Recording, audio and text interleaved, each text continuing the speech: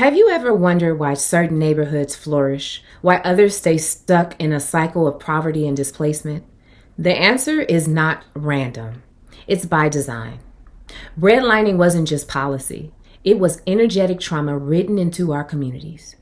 Today, we'll explore how to move from red lines of exclusion to root lines of healing and legacy. Great awakening, magnificent people. I am Jazmian D. Thank you so much for joining the Generational Rhodium. It is the media and healing arm of HWPLP.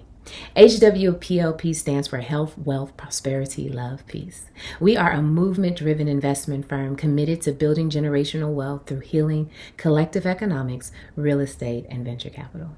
We empower individuals to heal financially, build wealth strategically, and cultivate thriving, prosperous communities rooted in love and peace. Our mission is to merge economic growth and community development with holistic well-being so that wealth isn't just created, it is sustained with purpose and intention. Please take a moment to like, comment, share, and subscribe, and join our mailing list at the HWPLP.com website. This episode ties into our newsletter, Healing the Block by Owning the Block. Now let's get into this.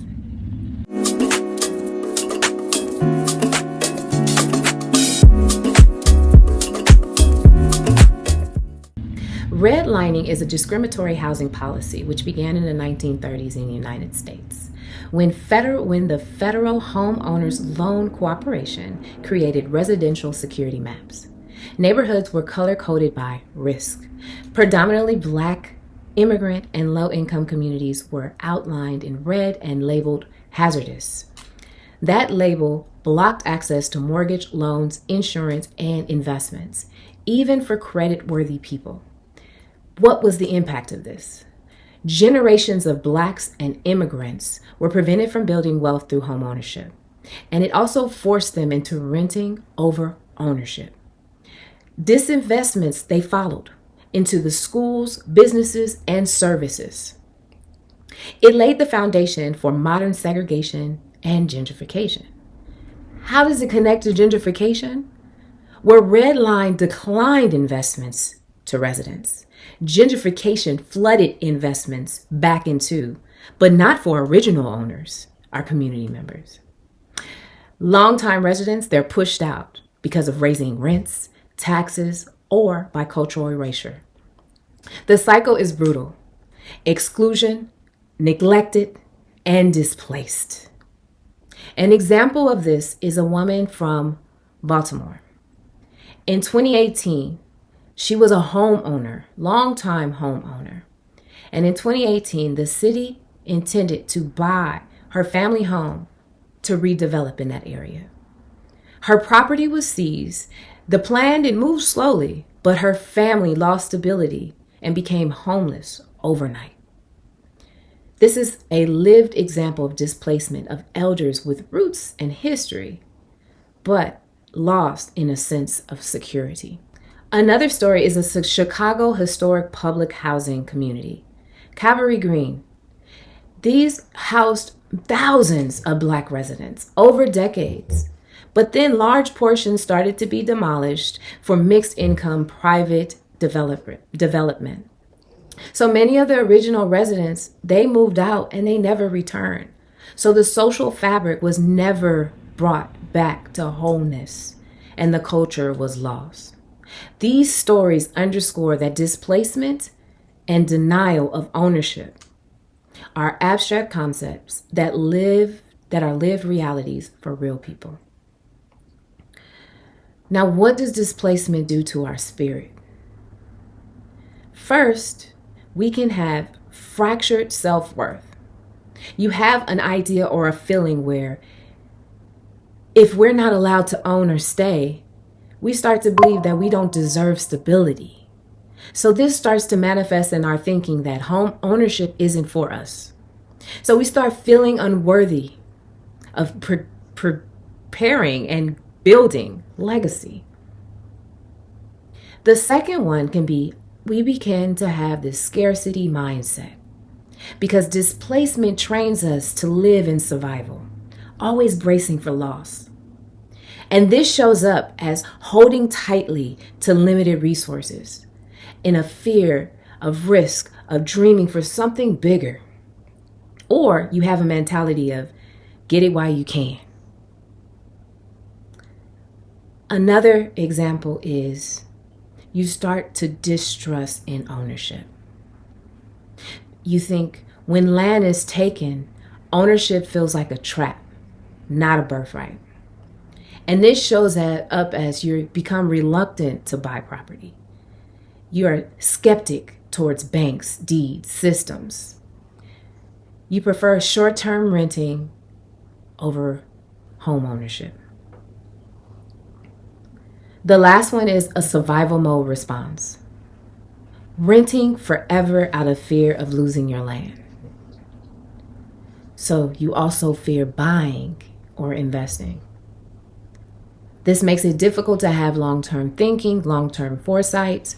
So you live in short-term survival decisions. The truth is, when the land is insecure, the spirit feels insecure. Land is our foundation. And if the foundation shakes, identity, belonging, legacy, it shakes too. Healing means shifting from insecurity to sovereignty, from survival to rootedness. Now, please indulge me and take a moment, and we will do a breathing exercise. In this breathing exercise is just to pause, clear, and create space together. It is going to be a 4-4-6 breathe exercise. That means that you would inhale, count of 4, hold 4, exhale, count of 6. While we're doing this, I will say affirmations. So please take a moment. You can either soften your gaze or close your eyes, and let's get into this. Inhale. I belong to this land. Hold. This land belongs to me. Exhale, slow. I release fear of displacement. Inhale. My foundation is unshakable. Hold. I claim my birthright to land, legacy, and prosperity. Exhale, nice and slow. I walk in sovereignty. My steps are secure. Last time. Inhale. We are stronger when we are rooted together. Hold. Our communities thrive in safety, dignity, and love. Exhale, nice and slow. We turn red lines into root lines, and root lines into legacy. Please keep your eyes closed for a moment. Please imagine putting your energetic roots into the ground beneath you. Feel stable and return to your true self.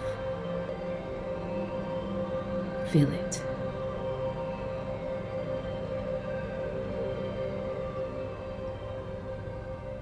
Thank you. Now let's continue.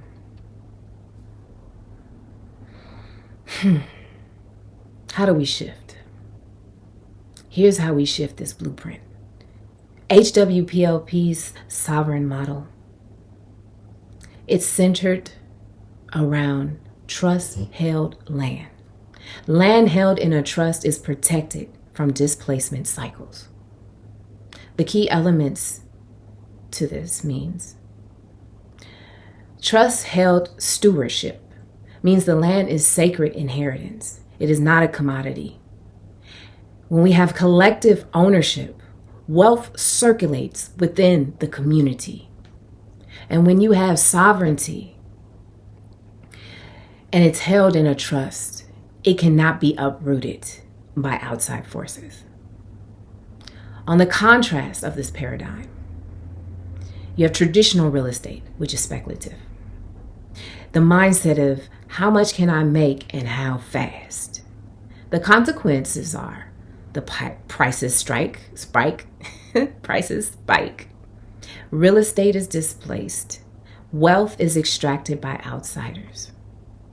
And in the short term, gains over long-term stability. This is rootless. This is transactional and extractive. But when it's trust-held land, there's preservation and prosperity. You have a mindset of, how can this land serve us and our future generations? It becomes affordable housing, wealth circulates locally, land becomes legacy, homes, gardens, businesses, healing spaces. It is rooted, sovereign, generational, and protected. An example of how this has been done very well was in Atlanta, and it was called the Atlanta Economic Justice Program.